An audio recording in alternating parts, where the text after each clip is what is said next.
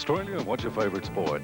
Football. Snake? Pies. Animal? Kangaroos. And what's your favourite car, Australia? Holden. Let me see, that's football, meat pies, kangaroos and Holden cars, huh? Right. Well, you sure sound like Australia to me. We are. Australia used to be a production powerhouse. We made our own cars, televisions, fridges, even planes. In the 1970s, manufacturing made up 15% of our economy. But today, it's at a record low of just over 5%, thanks to tariff cuts, a stronger Aussie dollar, and rising energy costs. Instead of making local, we now buy most things overseas. And it's country towns that have been hit the hardest. This is Burnie in northwest Tassie. This was the Burnie paper mill and the trioxide paint and pigment factory at their peak. These businesses were so successful that Midnight Oil even named a song after the town.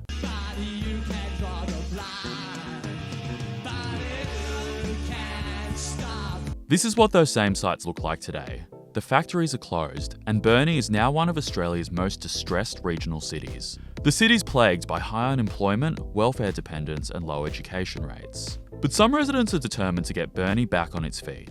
G'day everyone, hope you've had a fantastic Christmas. Thought I'd just touch base and say g'day and show you these tasty looking beans roasting away here. We often have people that move to Burnie and really tell us that the chapel kind of sealed the deal. Like they came there, they felt like that they belonged, and it was part of their kind of reason for staying. This is Andrew Turner.